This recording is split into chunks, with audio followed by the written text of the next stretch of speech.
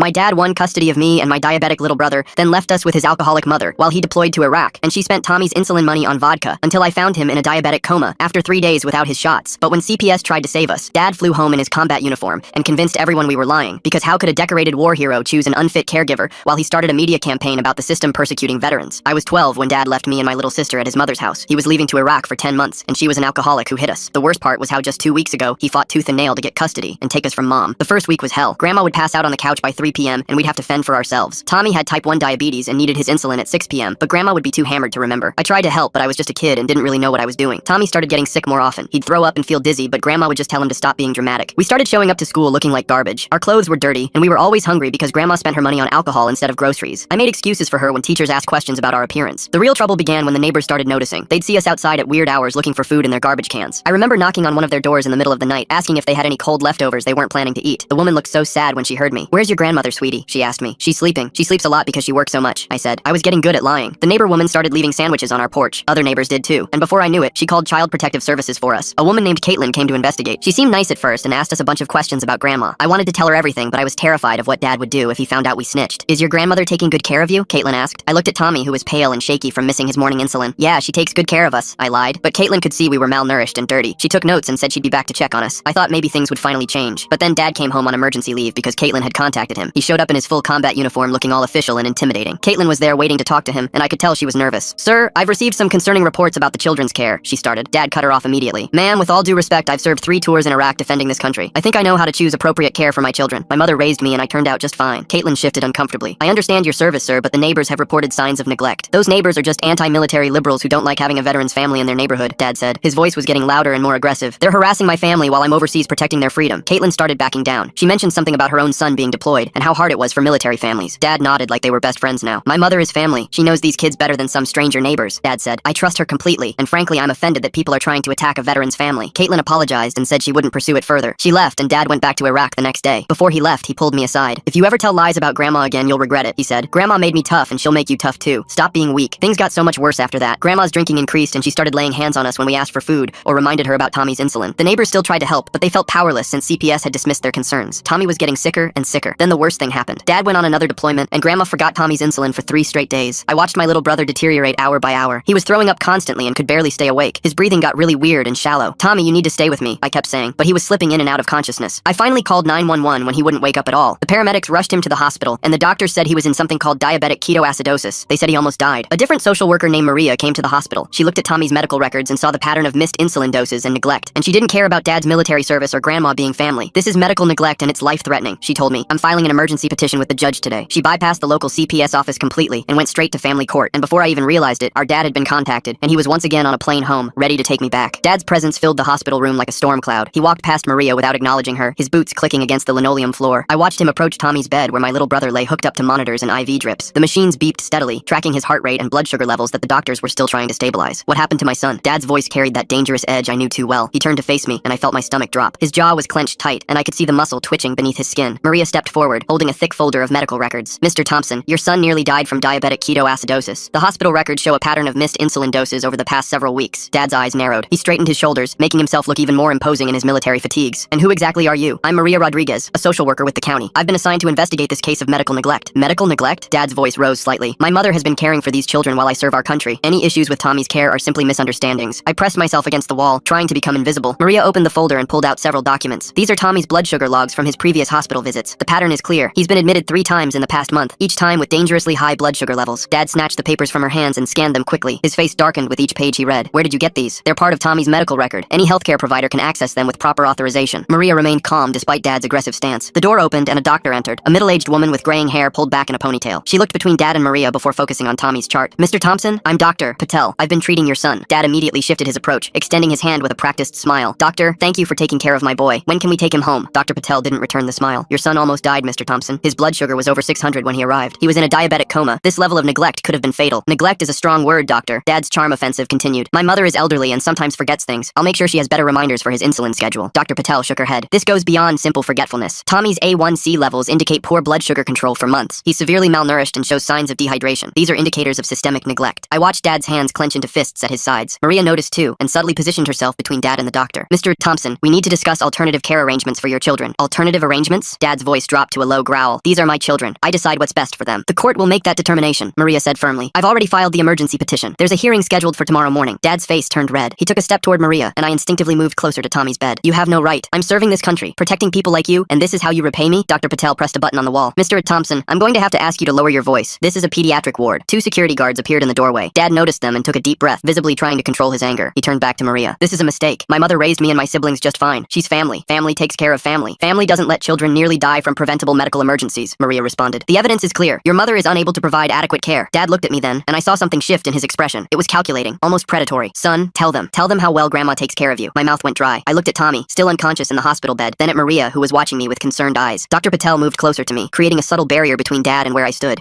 My voice cracked. I cleared my throat and tried again. Grandma drinks a lot. The words hung in the air like a confession. Dad's face went from red to purple. Boy, you don't know what you're saying. You're confused and scared. Maria stepped forward. Let him speak, Mr. Thompson. But I couldn't say anything else. My throat felt like it was closing up. Dad's stare bore into me, and I knew there would be consequences later. There always were. Talk about Dad pulling the I served my country card faster than a magician with a rabbit. Except instead of making problems disappear, he's just making everyone uncomfortable while his kids hooked up to more machines than a gaming setup. Dr. Patel intervened. I think we should let Tommy rest. Mr. Thompson, visiting hours are ending soon. I'm not leaving my son, Dad said flatly. Actually, given the circumstances, I think it's best if the children have some space, Maria said. She pulled out her phone. I can have security escort you out if necessary. Dad's jaw worked silently for a moment. Then he smiled, but it didn't reach his eyes. Fine, I'll go. But this isn't over. I'll see you in court tomorrow, and we'll see what a judge thinks about someone trying to tear apart a military family. He walked to the door, then paused and looked back at me. I'll be staying at Grandma's tonight. We have a lot to discuss. After he left, my whole body started shaking. Maria sat down in the chair next to me and put a gentle hand on my shoulder. You did the right thing. I know that was hard. He's going to cull me, I whispered. No, he's not. You're not going back there tonight. I've arranged for emergency placement. You'll stay somewhere safe until the hearing. Dr. Patel checked Tommy's monitors again. He should wake up soon. His blood sugar is stabilizing nicely, but he's going to need consistent care going forward. No more missed doses. I nodded, feeling tears burn my eyes. I tried to help him. I really did, but I didn't know how to use the insulin pen properly, and Grandma would get mad if I touched her things. None of this is your fault, Dr. Patel said firmly. You're 12 years old. You shouldn't have to be responsible for your brother's medical care. Maria's phone buzzed. She checked it and frowned. Your father just called my supervisor. He's claiming I'm discriminating against him because of his military service. Is that going to work? I asked, fear creeping back in. Number. The medical evidence is too strong, but he's going to fight this hard. She looked at me seriously. I need you to be prepared for tomorrow. The judge will want to hear from you. I can't testify against Dad. He'll never forgive me. You won't be testifying against him. You'll be telling the truth about what happened to Tommy. There's a difference, but I knew Dad wouldn't see it that way. In his world, loyalty to family meant silence no matter what. Breaking that code was the ultimate betrayal. A soft groan came from the bed. Tommy's eyes fluttered open, unfocused and confused. Where am I? I jumped up and grabbed his hand. You're in the hospital. You got really sick, but you're going to be okay. He looked around slowly, taking in the machines and IV lines. My head hurts. Dr. Patel moved to his side, checking his pupils with a small light. That's normal, Tommy. You've been very sick, but you're getting better now. Where's Grandma? He asked. Maria and I exchanged glances. She's at home, I said carefully. Good, Tommy whispered. She was really mad about something. I don't remember what. Maria made another note in her file. Every detail mattered now, building the case that would determine our future. I sat back down, still holding Tommy's hand, and tried not to think about what Dad was doing at Grandma's house, probably coaching her on what to say, making sure their stories matched. The emergency placement Maria arranged was a foster home about 20 minutes from the hospital. The family seemed nice enough, an older couple named the Johnsons who had a quiet house that smelled like vanilla candles. They showed me to a small bedroom with a twin bed and a desk. The bathroom is down the hall, Mrs. Johnson said softly. There are clean towels in the closet. Are you hungry? I shook my head, even though I hadn't eaten all day. My stomach was too twisted with anxiety to handle food. After they left me alone, I sat on the edge of the bed and stared at my hands. They were still shaking slightly. I couldn't sleep that night. Every time I closed my eyes, I saw Dad's face in the hospital room, the way his expression had shifted from charm to rage and back again. I knew he was planning something. He always had a plan. The next morning, Mrs. Johnson drove me to the courthouse. The building was old and intimidating, with tall columns and heavy wooden doors. Maria met us in the lobby, carrying a thick briefcase. How's Tommy? I asked immediately. He's doing better. Still in the hospital, but improving. Dr. Patel will be testifying by phone about his condition. She led us through security and down a long hallway. The hearing is in family court. It's less formal than regular court, but you still need to tell the truth. We entered a small courtroom with wood paneling and fluorescent lights. Dad was already there, sitting at a table with a man in a suit who must have been his lawyer. Grandma sat behind them in the gallery, wearing her church dress and looking more sober than I'd seen her in months. Dad had cleaned up too. His uniform was perfectly pressed, and he'd shaved carefully. He looked like the ideal soldier, the kind of person you'd trust with anything. He didn't look at me as we took our seats at the opposite table. The judge entered, an older black woman with short gray hair and glasses perched on her nose. She reviewed the papers in front of her before looking up at the courtroom. This is an emergency hearing regarding the custody of 2 minor children. I've reviewed the petition and the medical records. Let's start with the social worker's report. Maria stood and began presenting the evidence. She was thorough and clinical, laying out the pattern of neglect, the missed insulin doses, the multiple hospitalizations. She showed photos of our living conditions at Grandma's house, the empty refrigerator, the bottles hidden throughout the rooms. Dad's lawyer objected several times, arguing that the photos were taken without permission, that the medical records were being misinterpreted, that this was a targeted attack on a military family. The judge overruled most of his objections, but allowed him to make his arguments. When it was Dad's turn to speak, he transformed. Gone was the angry man from the hospital. In his place stood a devoted father, worn down by military service, doing his best in impossible circumstances. Your Honor, I've served 3 tours in Iraq. I've sacrificed everything for this country and my children. When their mother proved unfit, I fought for custody because I wanted to give them stability. I trusted my mother to care for them while I fulfilled my duty to our nation. He went on about the challenges of military families, the lack of support systems, the judgment from civilians who didn't understand sacrifice. Several times he mentioned his medals, his commendations, his perfect service record. Grandma testified next, and I barely recognized recognized her. She spoke clearly about her love for us, how she'd done her best despite her age and health issues. She admitted to being forgetful sometimes, but denied drinking excessively. She claimed the bottles in the photos were old, from before we'd moved in. Then it was my turn. My legs felt like jelly as I walked to the witness stand. The judge smiled at me kindly. Just tell the truth, son. That's all we need. Dad's lawyer started with easy questions. My name, my age, how long I'd lived with Grandma. Then he got to the hard parts. Has your grandmother ever hurt you? I glanced at Dad. His expression was neutral, but I could see the warning in his eyes. Sometimes she gets upset. That's not what I asked. Has she ever physically hurt you? My hands gripped the edge of the witness box. Yes. Can you be more specific? I described some of the incidents, keeping my voice as steady as I could. The lawyer tried to minimize each one, suggesting I was exaggerating or misremembering. But Maria had prepared me for this, and I stuck to the facts. What about your father? How does he treat you? This was the minefield. I chose my words carefully. He has high expectations. Does he love you? Yes. Does he want what's best for you? I hesitated. The judge leaned forward slightly. You can take your time. He wants us to be strong, I finally said. He thinks Grandma's house makes us strong. The lawyer pressed further, but I'd found my rhythm. I answered truthfully but carefully, trying to paint the picture without directly accusing Dad of anything that would make him retaliate later. Dr. Patel's testimony came through the courtroom phone. She was blunt about Tommy's condition and the severity of the neglect. She used medical terms I didn't understand, but her conclusion was clear. Tommy could have died, and would die if returned to the same situation. The judge asked Dad directly about the medical neglect. He had an answer for everything. Grandma was getting older and needed help remembering. He'd been trying to arrange support services, but the military bureaucracy was slow. He'd had no idea things had gotten so bad because no one had told him. Your son tried to tell a social worker weeks ago, the judge pointed out. Children sometimes exaggerate for attention, Your Honor. My deployment has been hard on them. They're acting out. The hearing went on for hours. Each side presented evidence, made arguments, pointed fingers. Through it all, I watched Dad perform. He was good at it, switching between devoted father, wounded veteran, and victim of an unfair system as needed. Finally, the judge called for a recess to make her decision. We waited in the hallway, Maria talking quietly with her supervisor on the phone. Dad and his lawyer huddled in a corner, strategizing. Grandma sat on a bench, looking older and more fragile than usual. When we returned to the courtroom, the judge's expression was serious. This is a difficult case. On one hand, we have a father serving his country, trying to provide for his children under challenging circumstances. On the other hand, we have clear medical evidence of life-threatening neglect. She continued, outlining the facts as she saw them. My heart pounded as she built toward her decision. The court finds that returning the children to their grandmother's care would pose an immediate risk to their health and safety. The judge building tension like she's hosting a reality show finale while Tommy's life hangs in the balance. Now that's what I call courtroom drama with terrible timing. Someone needs to tell her this isn't America's Got Custody. Temporary custody is granted to the Department of Children's Services pending a full investigation and permanent custody hearing. Dad shot to his feet. Your Honor, this is wrong. These are my children. Sit down, Mr. Thompson, or I'll hold you in contempt. The judge's voice was steel. You'll have the opportunity to present a comprehensive plan for their care at the permanent hearing. Until then, they remain in foster care. She set the next hearing for 3 months out, giving Dad time to make arrangements that didn't involve Grandma. As we left the courtroom, Dad caught my arm. This isn't over, he said quietly. You're still my son. Remember that. Maria intervened, guiding me away, but I could feel his eyes on my back as we walked down the hallway. I knew he was already planning his next move. Dad always had a plan. The drive back to the Johnsons' house felt surreal. Mrs. Johnson kept glancing at me in the rearview mirror, her eyes full of concern. I stared out the window, watching familiar streets pass by, knowing Dad was somewhere out there plotting his next move. Back at the foster home, I tried to eat the sandwich Mrs. Johnson made, but my hands wouldn't stop trembling. Every car that passed outside made me jump. I knew Dad's tactics. He'd start small, testing boundaries, finding weaknesses. The first sign came that evening. Mr. Johnson answered a knock at the door, and I heard Dad's voice, calm and reasonable. My blood turned to ice. I crept to the top of the stairs, listening as Dad explained he just wanted to check on his son, make sure I was comfortable. Mr. Johnson politely but firmly told him visits needed to be arranged through Maria. Dad thanked him for taking care of me, his voice dripping with false gratitude. After he left, Mrs. Johnson found me huddled on the stairs. She helped me back to my room and sat on the edge of the bed. I told her about Dad's methods, how he'd charm people first, make them think he was reasonable. She listened carefully and promised they'd be careful. The next morning, Maria called. Dad had filed a complaint with her supervisor, claiming she'd violated protocol, that she had a personal vendetta against military families. He'd also contacted the foster care licensing board, suggesting the Johnsons were poisoning me against him. Maria assured me these tactics wouldn't work, but I could hear the strain in her voice. At the hospital, Tommy was improving. The nurses let me sit with him while he ate his first solid meal in days. He asked about Grandma again, and I told him she was sick and couldn't visit. It wasn't entirely a lie. Dr. Patel showed me how to properly administer insulin, teaching me the correct technique I desperately tried to figure out on my own at Grandma's house. On the third day, things escalated. Dad showed up at the hospital during my visit with Tommy. He walked in wearing his dress uniform, medals gleaming. The nurses practically swooned. He brought Tommy a teddy bear and me a book about military heroes. He acted like the perfect father, asking the nurses about Tommy's care, thanking them profusely for their dedication. He pulled me aside near the vending machines. His grip on my shoulder looked affectionate to anyone watching, but his fingers dug in hard. He spoke quietly about family loyalty, about how disappointed he was, about how things could be so much easier if I just told the truth. When Maria arrived for her scheduled visit, Dad was sitting by Tommy's bed, reading him a story, the picture of fatherly devotion. That night, the Johnsons received multiple phone calls. The first few were hang-ups. Then came calls from Dad's military buddies, explaining what a good man he was, how this was all a misunderstanding. One caller suggested the Johnsons didn't understand military families, that they were being manipulated by a bitter child. The psychological warfare intensified over the next week. Dad filed a formal complaint with the military, claiming Maria was harassing him and interfering with his service. He started a social media campaign, posting photos of himself in uniform with carefully worded messages about fighting for his children while serving his country. Comments poured in supporting the devoted soldier father being persecuted by the system. At school, which I'd started attending from the foster home, military recruiters suddenly became very interested in visiting my classes. They'd tell stories about honor, duty, and family values. One mentioned how sad it was when children betrayed their parents. The message was clear. Dad began showing up everywhere, always maintaining legal distance but making his presence known. He'd be at the grocery store when Mrs. Johnson took me shopping. He'd drive past the school during recess. He'd sit in the hospital cafeteria during my visits with Tommy, reading a newspaper, never approaching but always watching. The pressure was working on everyone. The Johnsons started receiving negative reviews on their foster care profile from anonymous sources. Maria's supervisor called her in for multiple meetings about the complaints. Even Dr. Patel mentioned that someone had questioned her medical license, suggesting she was exaggerating Tommy's condition. 2 weeks before the permanent custody hearing, Dad made his boldest move. He arranged for a local news station to interview him about the challenges facing military families. He sat in his apartment, surrounded by photos of us and his military commendations, speaking eloquently about the sacrifices he'd made and how the system was failing veterans. He never mentioned the neglect or Tommy's near-death experience. Instead, he painted a picture of a devoted father being punished for serving his country. The interview aired during prime time. Within hours, Maria's office was flooded with calls supporting Dad. The Johnsons started finding notes on their car windshield calling them unpatriotic. Someone spray-painted "Support our troops" on their garage door. I felt the walls closing in. Dad was winning the public relations war. He'd turned us into symbols, me into the ungrateful child, and himself into the persecuted hero. Maria warned me he was building a case that the entire system was biased against him. During this time, Tommy remained in the hospital longer than expected. His blood sugar levels kept spiking whenever he got stressed, which happened every time Dad visited. Dr. Patel documented everything, noting that Tommy's anxiety seemed directly correlated to Dad's presence. Dad countered by bringing in a private specialist who suggested Tommy's condition was exacerbated by the trauma of being separated from his family. The foster home became a pressure cooker. Mr. Johnson started having trouble at work after someone called his employer, suggesting he was harboring a child who'd been coached to lie about a war hero. Mrs. Johnson found her car tires slashed one morning. They never said anything to me, but I could see the strain wearing on them. Dad's lawyer sent multiple letters demanding increased visitation, psychological evaluations to prove I'd been coached, and immediate return of custody. Each letter was copied to Maria's supervisors, the judge, and various military advocacy groups. The lawyer painted a picture of systematic discrimination against a decorated veteran. 3 weeks into foster care, I made a decision that would change everything. I started keeping a journal, documenting everything I remembered about life at Grandma's house. I wrote about the empty insulin vials I'd find hidden under couch cushions, the times I'd tried to wake Grandma to help Tommy, the bruises we'd hidden with long sleeves. I included dates, times, specific incidents. It was painful to relive, but I knew memories could be questioned. Written records were harder to dismiss. Maria helped me submit the journal to the court, but Dad's lawyer immediately challenged its authenticity. He suggested I'd been coached to write it, that the timing was suspicious. He demanded handwriting analysis and psychological testing to determine if I was being manipulated. The psychological evaluation was grueling. The court-appointed psychologist asked probing questions about my relationship with Dad, with Grandma, with Mom. Dad had prepped well for this, having already submitted his own psychological evaluation from a military psychiatrist who'd testified to his mental fitness and dedication to his children. During my evaluation, I tried to walk the tightrope between truth and self-preservation. I knew Dad would read every word of the report. I had to be honest enough to protect Tommy, but careful enough to avoid triggering Dad's worst retaliation. The psychologist noted my hypervigilance, my tendency to minimize negative experiences, my protective instincts toward Tommy. She wrote that these were consistent with a child who'd taken on adult responsibilities too young. Dad's lawyer spun this as evidence of coaching, suggesting Maria had taught me to display these symptoms. Meanwhile, Tommy's condition became the key battleground. Dad brought in medical experts who testified that diabetes management could be challenging for elderly caregivers, that missed doses weren't necessarily neglect. They suggested Tommy's condition had been complicated by the stress of separation from his family. Dr. Patel fought back with hard data. She presented Tommy's blood sugar logs, showing the clear pattern of deterioration under Grandma's care versus his improvement in the hospital. She explained how close Tommy had come to death, how diabetic ketoacidosis could cause permanent organ damage, but Dad's experts countered that the hospital environment itself could account for the improvement. The community pressure intensified. A veterans advocacy group started a petition demanding Dad receive full custody. They organized rallies outside the courthouse, waving American flags and holding signs about supporting military families. Tommy's blood sugar spiking every time Dad visits is basically his body's way of filing its own custody complaint. Guess even diabetes knows when to pick a side in this mess. Local politicians began weighing in, careful not to appear anti-veteran. One particularly bad night, someone threw a rock through the Johnsons' window. Attached was a note calling them traitors who were destroying a military family. The police came, took a report, but said without witnesses there was little they could do. I heard Mr. Johnson talking to his wife about whether they could continue fostering me. Dad escalated his campaign by reaching out to military media outlets. He gave interviews about the unique challenges of deployed parents, how the system didn't understand military culture. He spoke movingly about missing birthdays and holidays while serving overseas, how all he wanted was to come home to his children. The narrative was shifting. Instead of a father who'd endangered his children, Dad was becoming a symbol of how America failed its veterans. Online forums lit up with support for him. People who'd never met us had strong opinions about our family. Maria was drowning in paperwork and complaints. Her supervisor assigned another worker to review her handling of the case. Dad's lawyer suggested Maria had a bias against military families, pointing to a case from years earlier where she'd removed children from another veteran's home. At school, I became isolated. Word had spread about who my father was, and kids either avoided me or accused me of being unpatriotic. Teachers looked at me with pity or suspicion. One substitute teacher made a pointed comment about children who didn't appreciate their parents' sacrifices. The Johnsons tried to shield me, but I could see them breaking. They'd fostered dozens of children over the years, but they'd never faced this level of harassment. Mrs. Johnson started having panic attacks. Mr. Johnson installed security cameras after finding their garbage cans overturned multiple times. 5 weeks into foster care, Dad played his ace. He announced he was retiring from the military to focus on his children. He held a press conference at the VFW Hall, surrounded by fellow veterans. He spoke about choosing his children over his career, the ultimate sacrifice for a soldier. He produced a job offer from a local security firm, proving he could provide stable employment. This changed the entire dynamic. The main argument for keeping us in foster care had been Dad's deployments. Now he was removing that obstacle, painting himself as a father who'd given up everything for his children. The veterans community rallied even harder around him. Tommy was finally released from the hospital to a specialized medical foster home. I was only allowed supervised visits now, as Dad's lawyer had argued my presence might coach Tommy to say negative things about their father. During our brief visits, Tommy seemed confused and withdrawn. He kept asking when we could go home, though he couldn't articulate where home was anymore. The permanent custody hearing approached like a storm. Dad's lawyer filed motion after motion, demanding access to all medical records, all communication between Maria and her supervisors, any notes from the foster families. He was building a case that the entire system was conspiring against a war hero. Maria worked tirelessly to counter each move. She gathered statements from neighbors who'd witnessed the neglect, compiled Tommy's complete medical history, documented the pattern of Dad's manipulation and intimidation, but for every piece of evidence she presented, Dad's team had a counter-narrative. The weekend before the hearing, Dad made one final push. He organized a candlelight vigil outside the courthouse, framing it as a prayer gathering for separated military families. Hundreds attended. Local news covered it extensively. He spoke about forgiveness, about healing, about bringing his family back together. He even suggested he'd get counseling to be a better father. I watched the news coverage from the Johnsons' living room, feeling sick. Dad had successfully transformed our story from one of child endangerment to one of government overreach. He'd weaponized his military service, turned public opinion into a shield. Mrs. Johnson sat beside me, her hand on my shoulder. She told me that truth had a way of surfacing, that the judge would see through the manipulation, but I could see the doubt in her eyes. We all knew how powerful Dad's narrative had become. The night before the hearing, I couldn't sleep. I kept thinking about Tommy, about how many more times his blood sugar might crash if we went back. I thought about Grandma, who'd been surprisingly quiet through all of this, probably coached by Dad to maintain her image. Maria called early that morning with updates. Dad had submitted letters of support from dozens of military personnel, community leaders, even a state senator. He'd completed a parenting class and had certificates to prove it. He'd set up Tommy's future medical care with a respected endocrinologist. On paper, he looked like a reformed father who'd done everything right. As Mrs. Johnson drove me to the courthouse, I saw the crowds already gathering. Veterans in uniform, families with American flags, news vans lining the street. Dad had turned our custody hearing into a political event. Inside the courthouse, the atmosphere was tense. The small courtroom was packed with Dad's supporters. They wore yellow ribbons and military pins. When Dad entered in his dress uniform, they stood in respect. He'd orchestrated every detail perfectly. Maria squeezed my hand as we took our seats. She'd warned me this would be hard, that Dad would pull out all the stops. But seeing the full force of his campaign was overwhelming. He'd turned public opinion into a weapon, and he was aiming it directly at anyone who stood between him and his goal. The judge entered, and I could see her taking in the packed courtroom with concern. She reminded everyone this was about the best interests of two children, not politics or public opinion. But I wondered how she could possibly ignore the pressure Dad had created. As the hearing began, I realized Dad had one more surprise waiting, but that revelation would come soon enough. For now, I sat between Maria and Mrs. Johnson, trying to steady my breathing, knowing that everything we'd fought for over the past 2 months was about to be decided. The real battle was just beginning. The judge called Dad's surprise witness to the stand. A man in military dress blues walked forward, his chest covered in ribbons and medals. He introduced himself as Colonel Robert Daniels, Dad's former commanding officer. My heart sank as he began describing Dad's exemplary service record,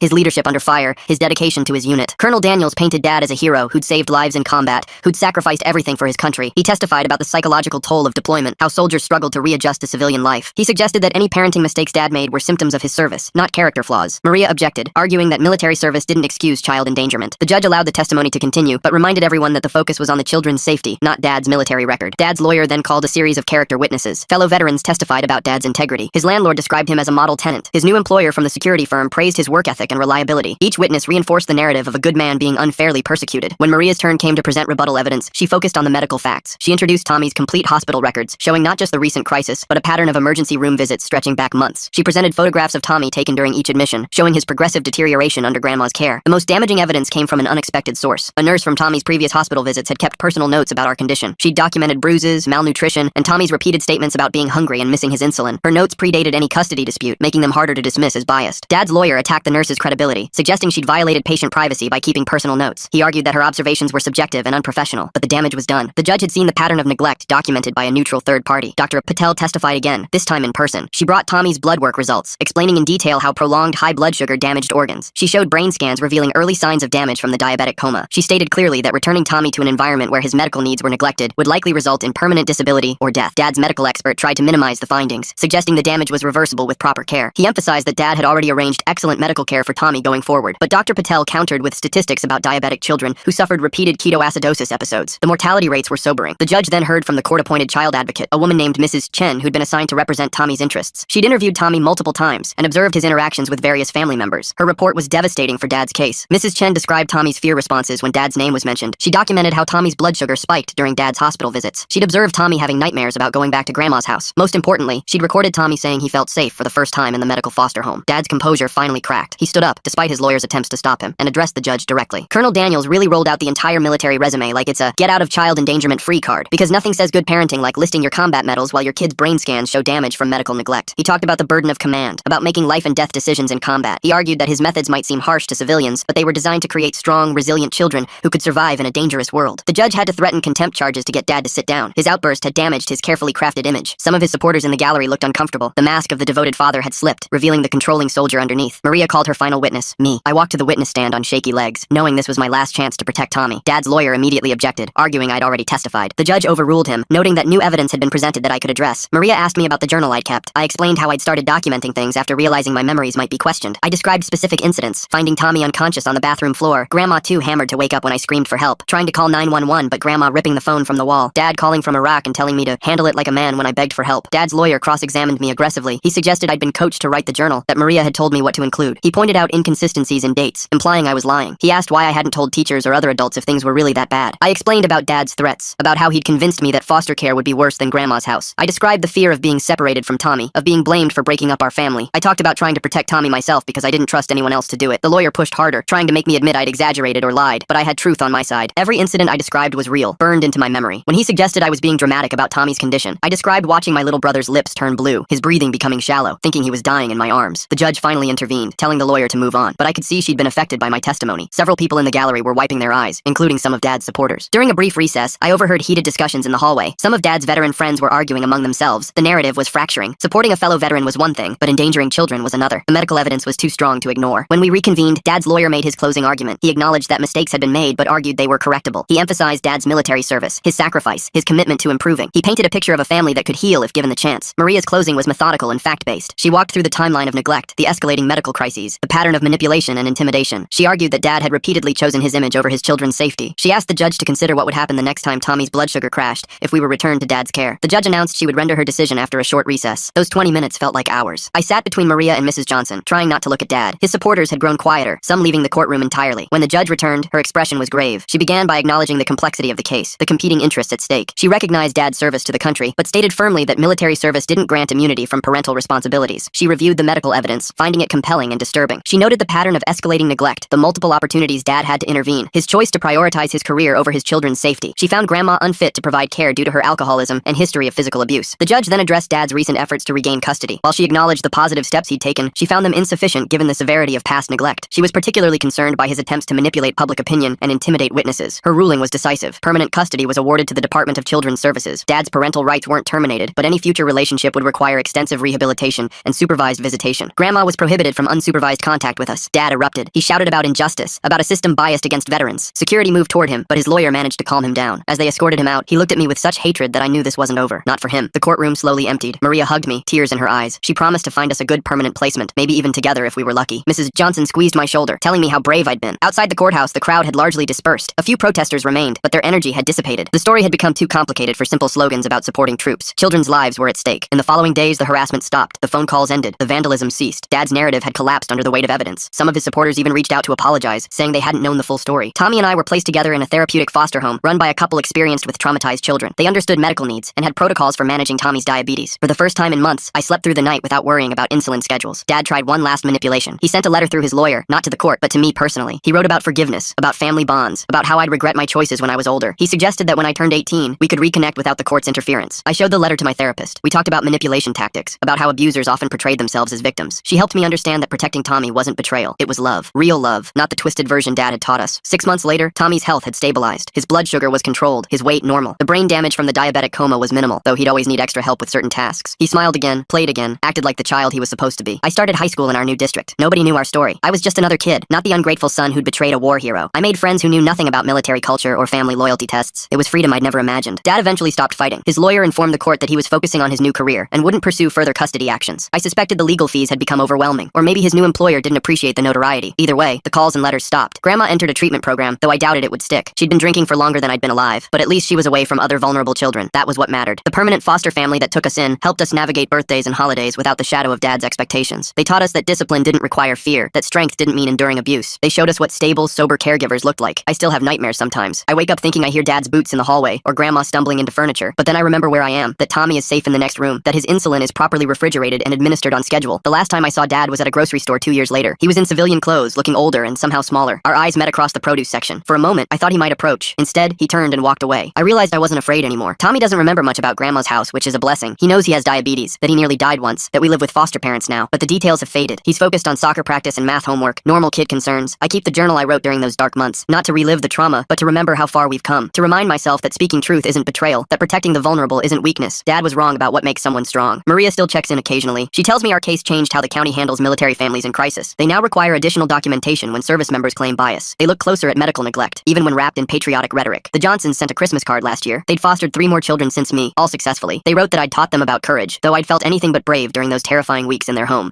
They said they still had my room ready if I ever needed it. I'm applying to colleges now, planning to study social work. My guidance counselor says my essay about overcoming adversity is compelling, though she doesn't know the full story. I write about resilience and protecting others, keeping the details vague but the emotions real. Tommy wants to be a doctor, inspired by Dr. Patel, who saved his life. He volunteered volunteers at diabetes camps, teaching younger kids how to manage their condition. He tells them that taking insulin isn't weakness, it's what keeps them strong enough to pursue their dreams. Sometimes I wonder what Dad tells himself about losing us, whether he still sees himself as the victim, the persecuted veteran betrayed by ungrateful children, or whether, in quiet moments, he remembers Tommy unconscious on that hospital bed and feels the weight of his choices. But mostly, I don't think about Dad at all. I focus on my future, on Tommy's health, on building a life free from manipulation and fear. We survived. We're safe. We're together. That's more than I dared hope for during those terrifying months when Dad weaponized his uniform against us. The scars remain. Trust comes slowly. Authority figures still make me nervous. But I've learned that real strength isn't about enduring abuse or staying silent. It's about protecting those who can't protect themselves, even when the whole world seems against you, even when the abuser wears a uniform and calls it love. This is the kind of wisdom most adults never figure out, and here's this kid dropping truth bombs left and right. Thanks for reading this story with me. It's been quite the emotional ride through some seriously tough territory.